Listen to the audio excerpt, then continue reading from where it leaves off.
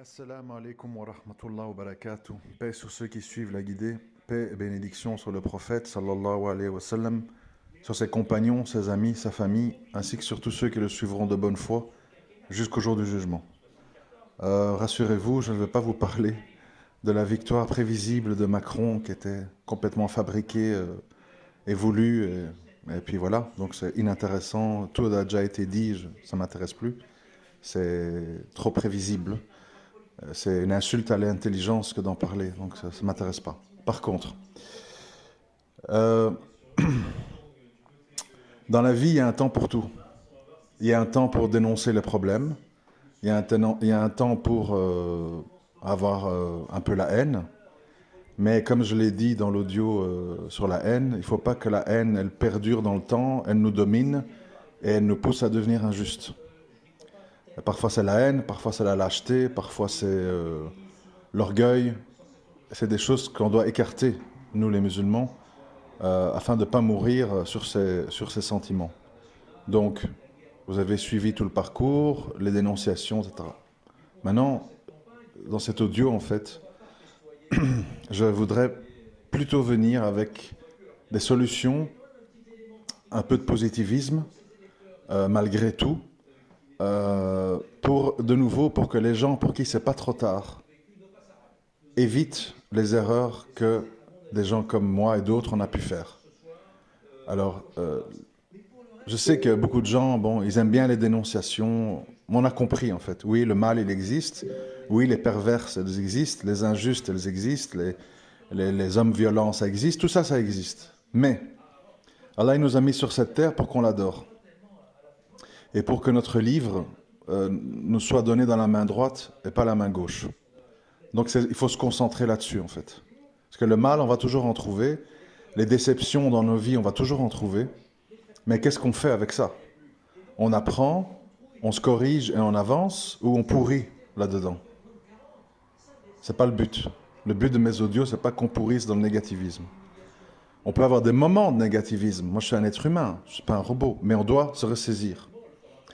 Alors voilà le conseil bien réfléchi de ma part que je vais donner, bon, surtout aux hommes, mais c'est valable pour les femmes aussi, mais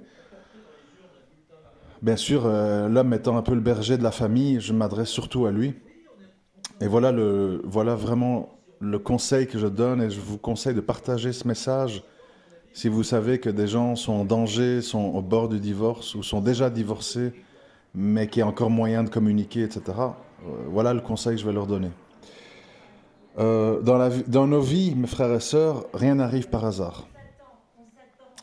Et en général, la nature humaine est ainsi faite que quand on est éprouvé, et par exemple la routine est une épreuve, les épreuves, c'est pas que des choses spectaculaires, c'est parfois des choses insidieuses et lancinantes.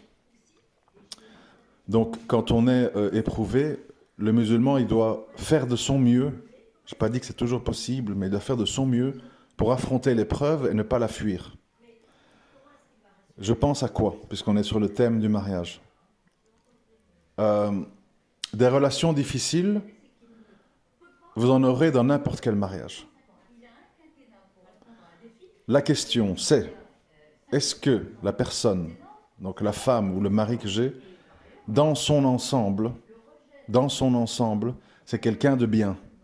C'est quelqu'un qui est un bien-aimé d'Allah, dans son ensemble. C'est-à-dire, si je ferme les yeux sur les 2-3 points qui me dérangent chez lui, est-ce que dans l'ensemble, c'est quelqu'un qui marche vers le bien? Si c'est le cas, moi je vous invite, mes frères et sœurs, à craindre Allah et à faire très attention à ne pas tout casser à la légère ou à fuir. Et fuir, ça veut dire quoi? Ça veut dire divorcer à la légère ou se précipiter dans des polygamies boiteuses qui se termineront souvent mal. Et donc, c'est d'affronter l'épreuve. Affronter comment? C'est diriger son âme vers le fait de valoriser les qualités de l'autre. C'est pas, il ou elle n'est pas exactement comme on aurait voulu. Il ou elle a l'un ou l'autre défaut qui nous irrite. Mais est-ce que dans l'ensemble, c'est pas quelqu'un de bien? Alors pourquoi je dis ça? Il faut qu'on réfléchisse tous au fait que divorcer c'est facile, mais derrière il y a des conséquences. Quelles sont ces conséquences? Quelles sont ces conséquences?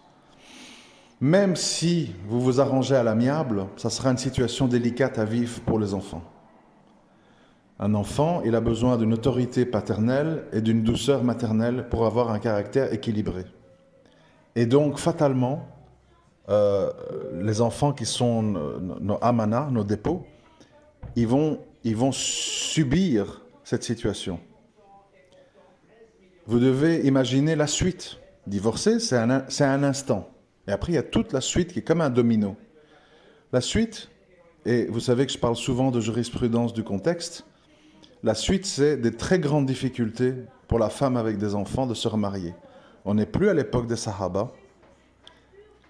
C'est notre réalité dont nous devons tenir compte. Ça veut dire que quand tu divorces une femme, tu dois savoir que cette femme, en fait, elle va devoir gérer les enfants seule. Elle sera fatiguée, elle n'aura pas de vie sentimentale, ce qui va la déséquilibrer, parce que l'être humain n'est pas fait pour vivre sans sentiments, sans sexualité, etc., etc. Et ça aura des conséquences sur son comportement avec les enfants et sur son évolution personnelle. Donc quand on sait tout ça, qu'est-ce qu'on doit tirer comme conclusion?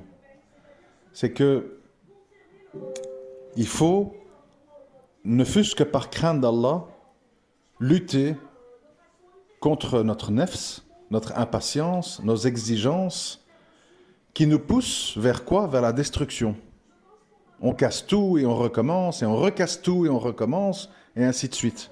Il faut apprendre des erreurs des autres.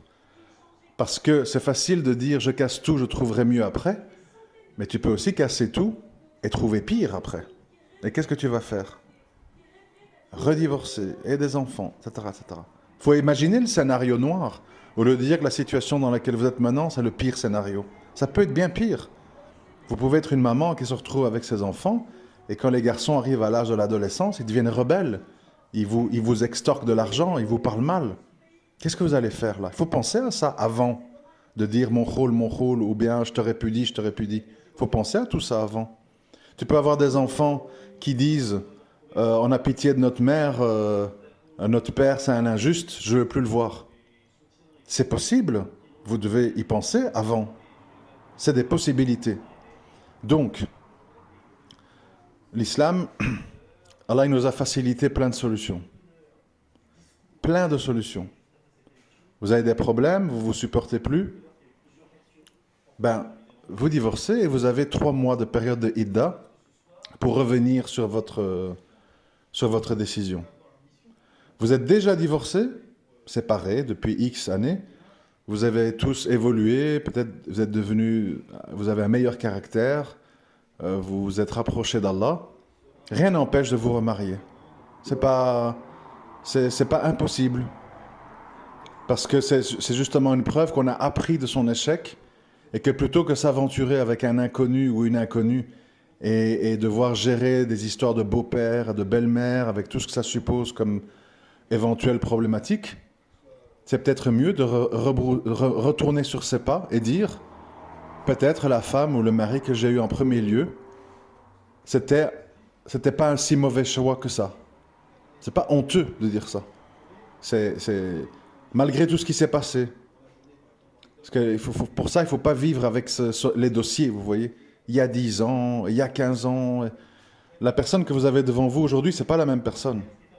Elle a évolué, elle a changé, en mieux, en pire, ça dépend. Mais dans le cas où ce n'est pas en pire, il faut se poser les bonnes questions. Plutôt que tout le monde rester sur ses positions, dans sa solitude, dans ses amertumes, et Shaitan, en fait, qui jouit et qui divise tout le monde et qui précipite tout le monde dans la solitude.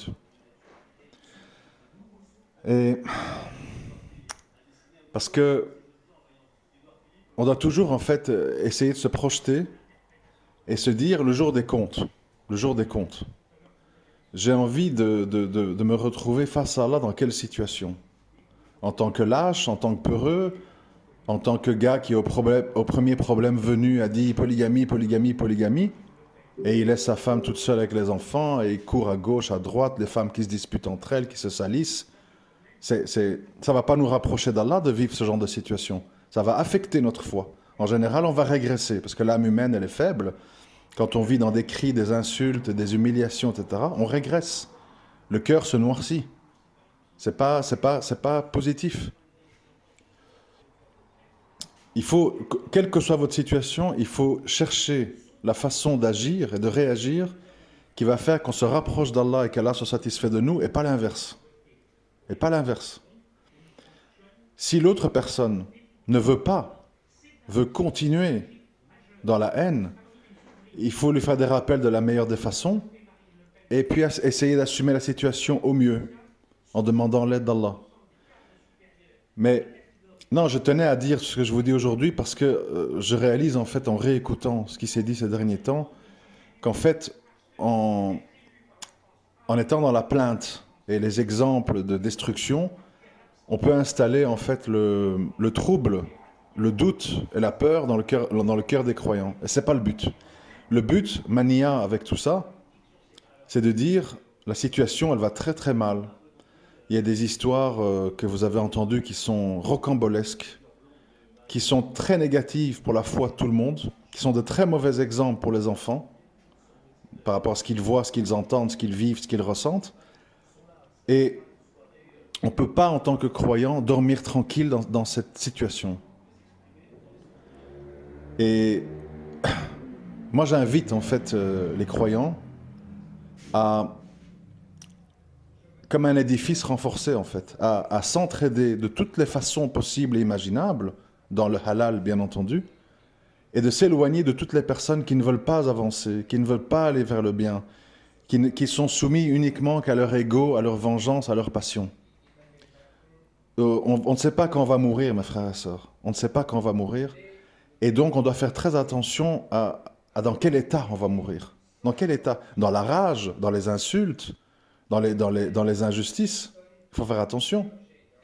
Par exemple, quand tu es un homme et que tu es divorcé et que tu te remaries, tu vas te retrouver devant deux femmes qui ont des exigences.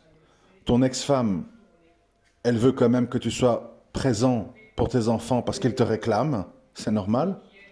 Et la nouvelle femme, elle veut que tu t'occupes d'elle et des nouveaux enfants et que tu délaisses ta vie d'avant parce que ça rappelle ton ancien mariage. Donc tu te retrouves en fait dans une déchirure entre plusieurs enfants et deux femmes qui se haïssent avec le temps et toi en fait et les enfants qui êtes pris en otage de cette situation. Et alors vont s'en suivre toutes sortes de choses horribles, aux conséquences horribles. C'est-à-dire que l'une ou l'autre va lancer des rumeurs publiques parfois sur l'autre pour la salir. Elle fait zina, elle fait de la sorcellerie, etc., etc. L'autre va dire c'est une irresponsable, je sais pas moi, elle abandonne ses enfants. Enfin, toutes sortes de choses qui vont viser en fait à diminuer au maximum la bonne opinion que les gens se font de l'autre femme. Et vous, en tant qu'homme, vous allez vous retrouver au milieu de ça avec les enfants. Qu'est-ce que vous allez faire? Qu'est-ce que vous allez faire? Les empêcher de parler? Les empêcher d'écrire dans les réseaux sociaux? De faire des captures d'écran, de les propager partout et trafiquer la réalité chacune à sa façon? C'est ça la conséquence de la fuite. C'est ça la conséquence de la fuite.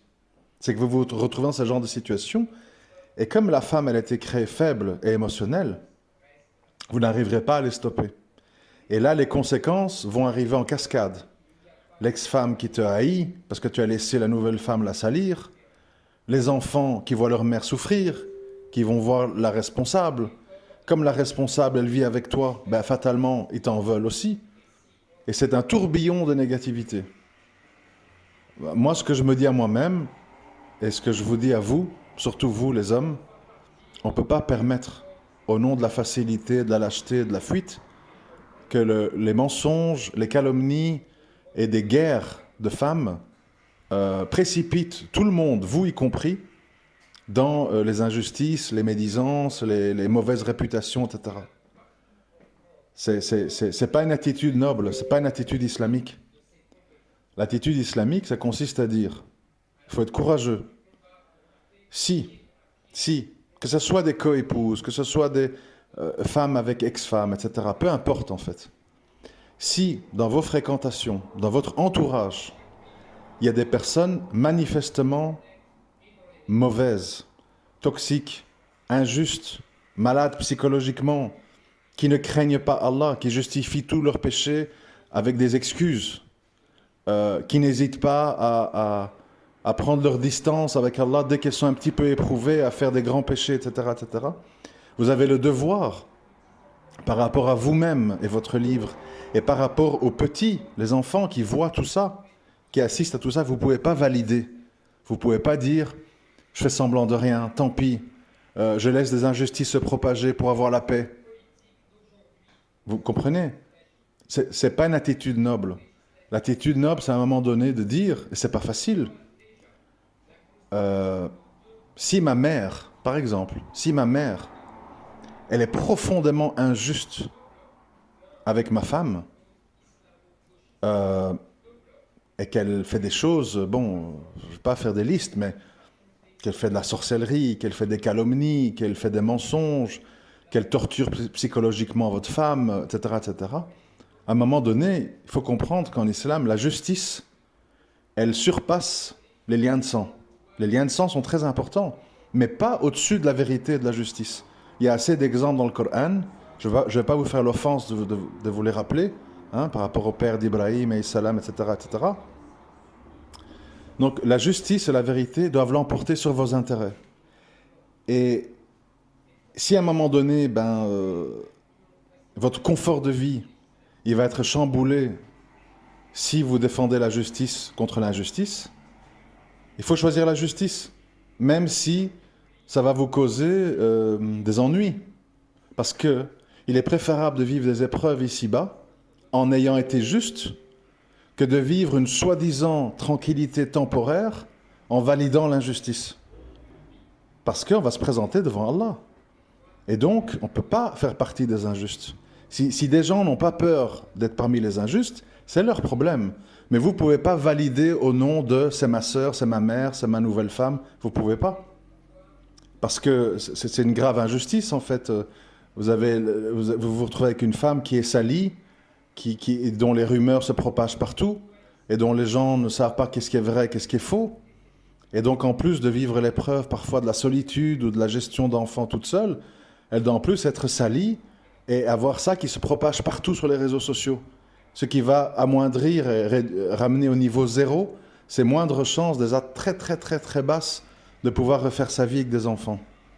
En sachant évidemment la gestion, les beaux-pères, les garçons, toute la complication qui va en arriver suite à ça.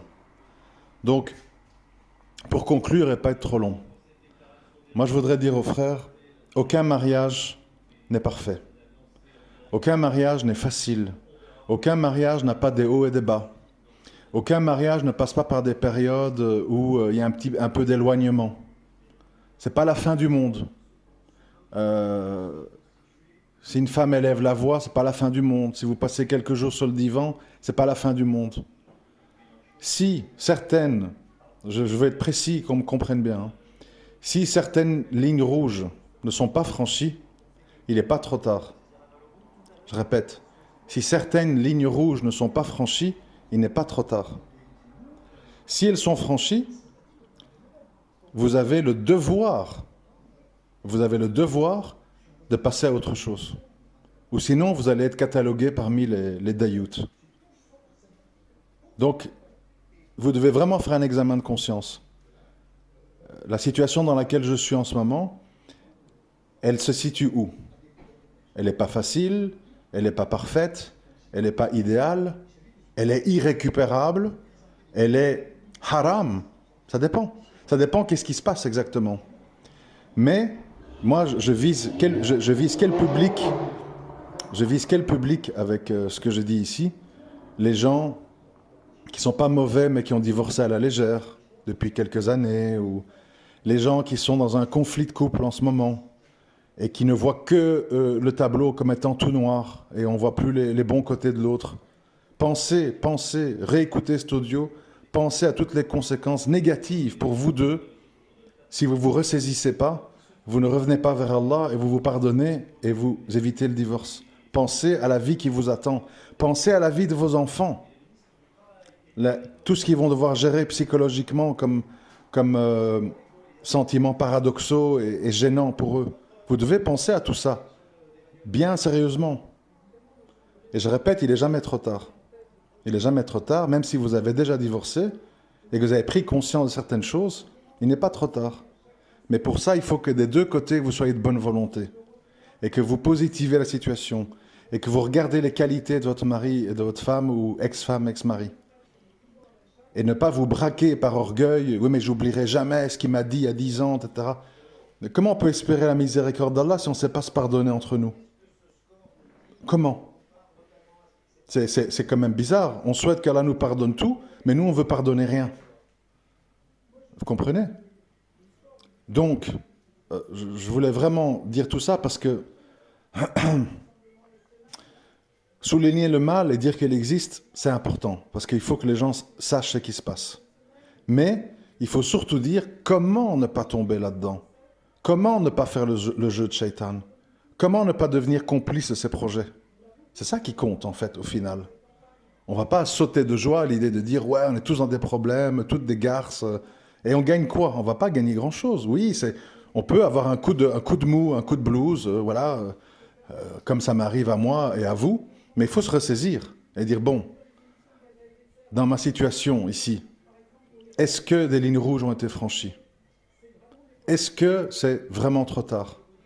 Est-ce que l'autre, il est vraiment tout noir? Il faut vraiment se poser ces questions-là et demander à Allah qui vous guide votre cœur vers un choix juste, pas un choix passionnel, émotionnel, basé sur la vengeance, les ressentiments, etc., etc. Et pour les hommes, ne pas fuir. Ne pas fuir dans des polygamies à la légère qui vont tout aggraver. Ou dans des divorces dits à la légère qui vont tout aggraver. Bien prendre son temps. Allah, il aime les patients et les endurants et les gens qui sont miséricordieux entre eux et qui essayent de choisir la voie du moindre mal et du juste milieu. C'est un grand combat, mais c'est le combat le plus noble qu'on peut mener, nous les musulmans. Voilà. Si vous pensez que ce message est utile pour des gens qui sont en dispute, au bord du divorce, ou même déjà divorcés mais qui sont toujours seuls, faites-leur écouter, on ne sait jamais. Peut-être que ça peut réunir l'un ou l'autre couple, c'est déjà une victoire. On ne peut pas tout changer, on ne peut pas, le destin de chacun, il est entre les mains d'Allah, mais on peut faire les sababs, on ne sait jamais. Peut-être quelqu'un, quelque part, autour de vous, ou vous-même, vous serez sensible à ce discours, et ça vous poussera à réfléchir et peut-être éviter des grandes catastrophes ou des grandes décisions négatives et qui risqueraient de tout casser. Voilà, je vous remercie de m'avoir écouté. À très bientôt, Inch'Allah. Assalamu alaikum wa rahmatullahi wa barakatuh.